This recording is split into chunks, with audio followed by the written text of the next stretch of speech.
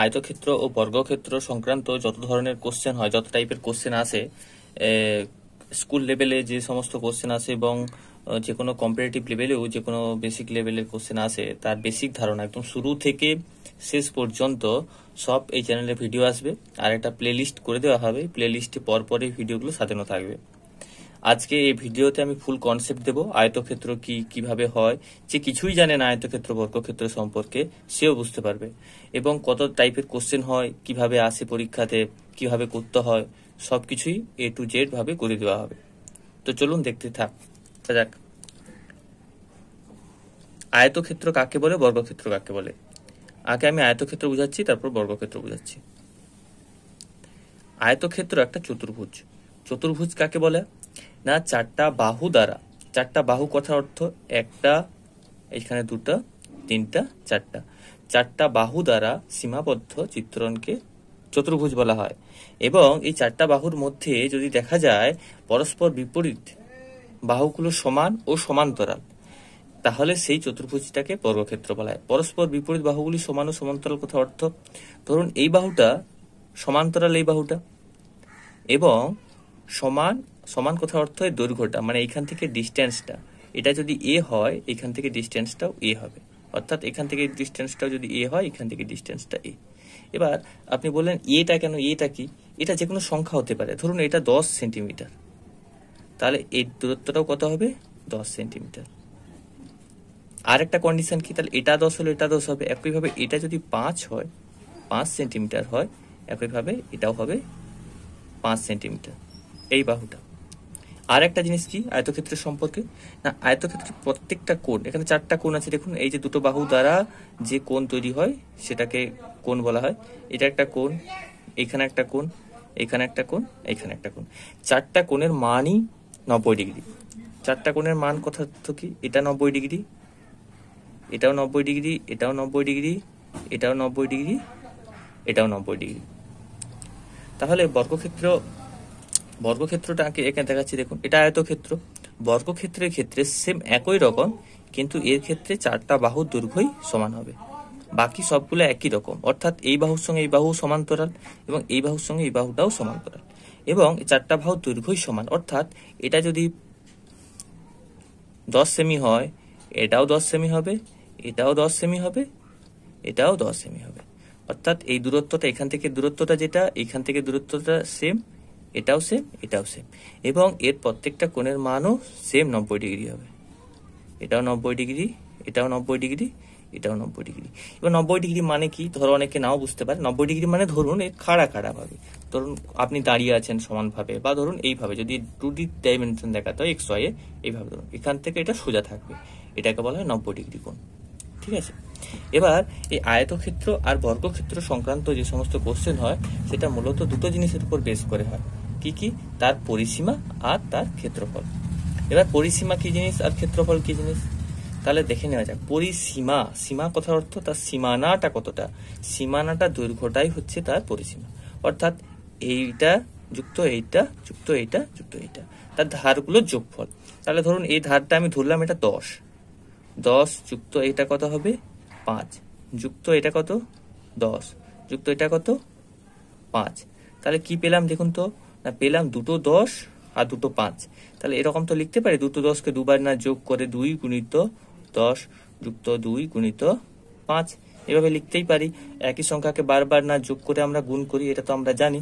তাহলে এখানে দুটো 10-এর জন্য 2 গুণিত 10, এখানে দুটো 5-এর জন্য 2 গুণিত 5। তাহলে এখান থেকে দেখুন তো 2 কমন নিতে পারি।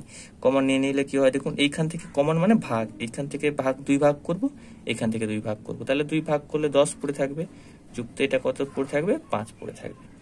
তাহলে এবার ক্যালকুলেশন করলে কি হচ্ছে, 2 গুণিত 15 দুগুণে কত হয়, এটা 15 হচ্ছে, সমান হচ্ছে 30 সেন্টিমিটার। এবার এটাকে তো আপনি হয়তো ভাববেন যে এটা তো এমনি যোগ করা যায়, হ্যাঁ এমনিও যোগ করা যায়। এবার এটা একটা তাই সূত্র আছে, এটা কি বের করলাম, পরিসীমা। তাহলে আয়তক্ষেত্রের পরিসীমার সূত্র কি, পরিসীমার সূত্র কি না, একইভাবে এটাকে, এই যে বড়টাকে বলা হয় দৈর্ঘ্য, এই ছোটটাকে বলা হয় প্রস্থ। তাহলে দৈর্ঘ্য যুক্ত প্রস্থ যুক্ত দৈর্ঘ্য যুক্ত প্রস্থ, মানে এইভাবে আকারে লিখবো, মানে 2 × দৈর্ঘ্য যুক্ত প্রস্থ। এখানে দৈর্ঘ্য 10, এখানে প্রস্থ কত 5, তাহলে দেখুন 2 ইন্টু দৈর্ঘ্য কত, দৈর্ঘ্য যুক্ত প্রস্থ। তাহলে আমরা আয়তক্ষেত্রের পরিসীমা কি জানতে পারলাম, 2 গুণিত দৈর্ঘ্য গুণিত প্রস্থ। আর ক্ষেত্রফল কি হবে, ক্ষেত্রফল ধরুন একটা একটা আয়তকার জমির মধ্যে চাষ করা হবে, তাহলে কতটা জায়গা জুড়ে চাষ করা হবে সেটাই হচ্ছে তার ক্ষেত্রফল। ধরুন বেড়া দেওয়া হবে জমিটার, তাহলে তার ধারগুলো লাগবে, সেখানে সেটা হলে সেটা বের করতে হবে পরিসীমা। কিন্তু যদি বলে মধ্যে চাষ করতে হবে বা কোনো একটা দেওয়াল, বর্গাকার দেওয়াল, আয়তকার দেওয়াল, তার মাঝখানে রং করতে হবে, সেগুলো হচ্ছে ক্ষেত্রফল। ক্ষেত্রফলের সূত্রটা কি, ক্ষেত্রফলের সূত্র হচ্ছে ক্ষেত্রফল সমান দৈর্ঘ্য গুণিত প্রস্থ।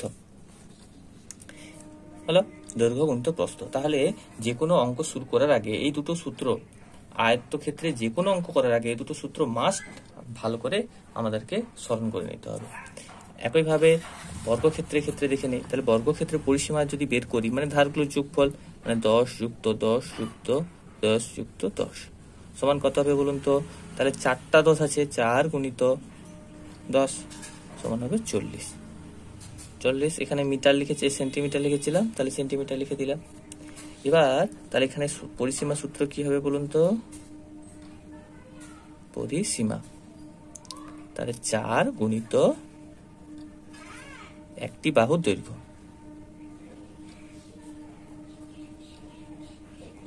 4 গুণিত একটি বাহুর দৈর্ঘ্য। এখানে দেখুন যদি না এখানে 4টা 10 যোগ করতাম, যদি 4 গুণিত 10 করে দিতাম তখনও 40 পেয়ে যেতাম।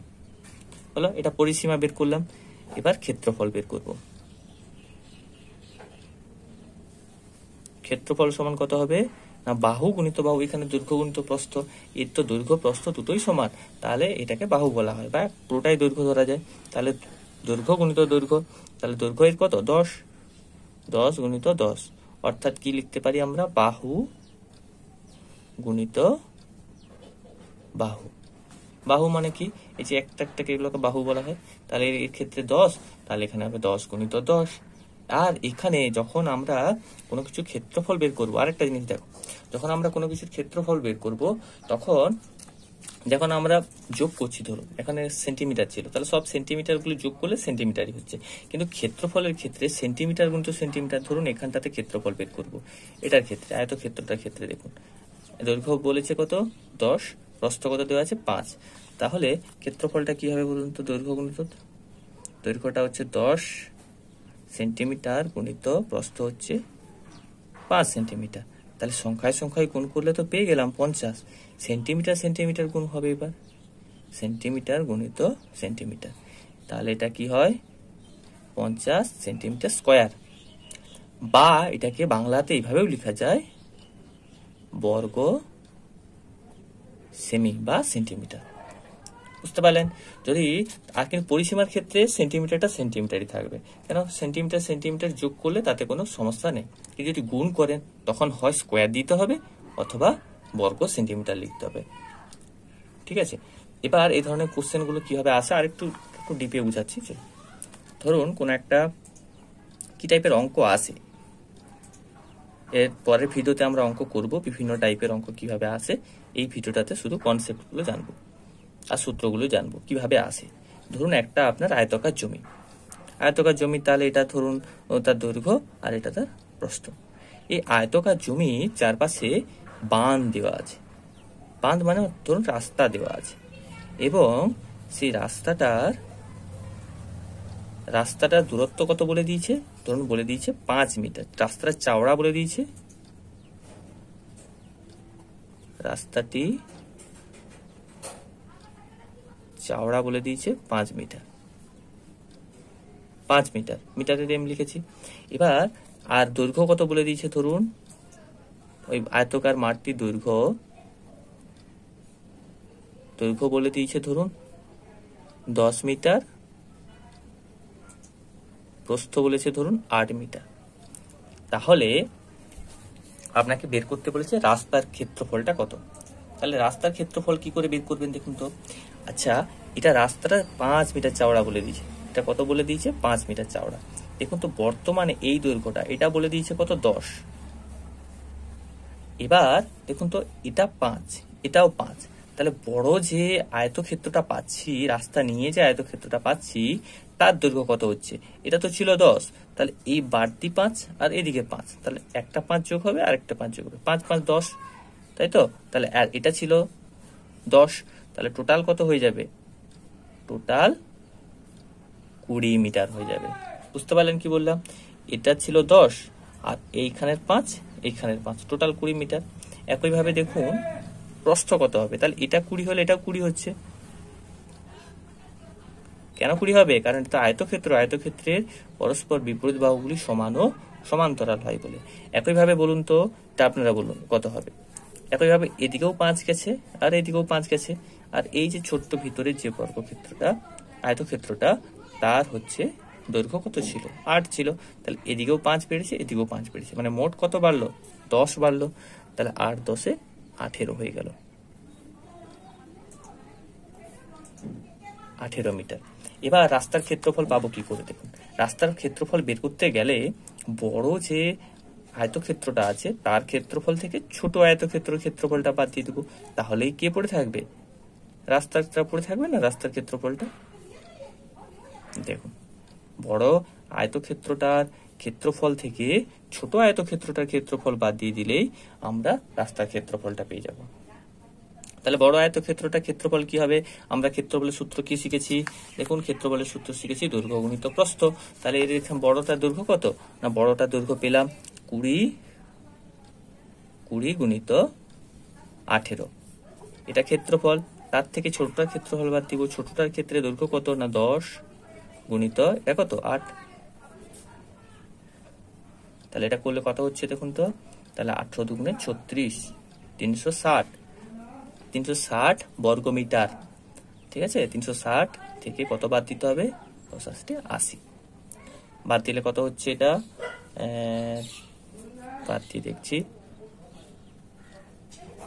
0 16 থেকে 1 ধার নিলাম এখান থেকে, তাহলে 16 থেকে 8 গেলে 8, ধার যে নিয়ে নিয়েছিলাম 2 হয়ে গেছে, তাহলে 280।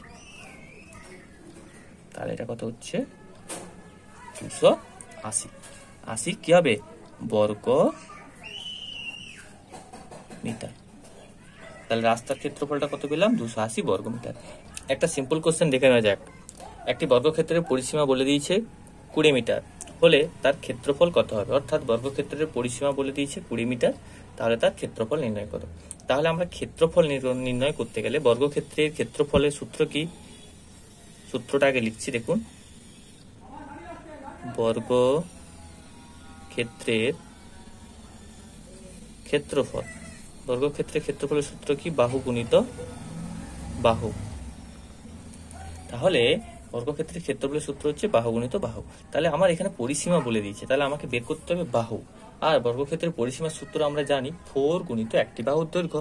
তাহলে এখানে ক্ষেত্রে আমরা ধরে নিব, ধরি একটি বাহুর দৈর্ঘ্য হলো এ একক, ধরি বর্গক্ষেত্রের একটি বাহু দৈর্ঘ্য সমান এ একক, ধরবো না, এখানে যেহেতু মিটার দেওয়া আছে তাহলে লিখবো এ মিটার। হলো, তাহলে শর্তানুসারে কি বলতে পারি বলুন তো, 4 ইন্টু এ। এ কেন হলো, এ একটি বাহুর দৈর্ঘ্য সমান কত বলে দিয়েছে, এখানে পরিসীমা দেওয়া আছে 20, তাই আমরা 20 লিখলাম। তাহলে অতএব এ সমান, এর সঙ্গে 4 গুণ আছে, ওইদিকে গেলে কি হয়ে যাবে, ভাগ হয়ে যাবে, তাহলে 20/4। 20/4 ভাগ করলে কত হচ্ছে বলুন তো, তাহলে হচ্ছে 4 একে 4, 5 4 20 সমান হবে 5। অতএব বাহুর দৈর্ঘ্য হবে, বাহুর দৈর্ঘ্য সমান 5 মিটার। এবার বাহুর দৈর্ঘ্য পেয়ে গেছি, এবার ক্ষেত্রফল বের করতে খুব সহজ। অতএব ক্ষেত্রফল সমান 5 গুণিত 5 সমান 25 বর্গ মিটার। বর্গ মিটার কেন লিখলাম, কারণ এটা ক্ষেত্রফল লিখেছি, তাই এটাকে 25 বর্গ মিটার।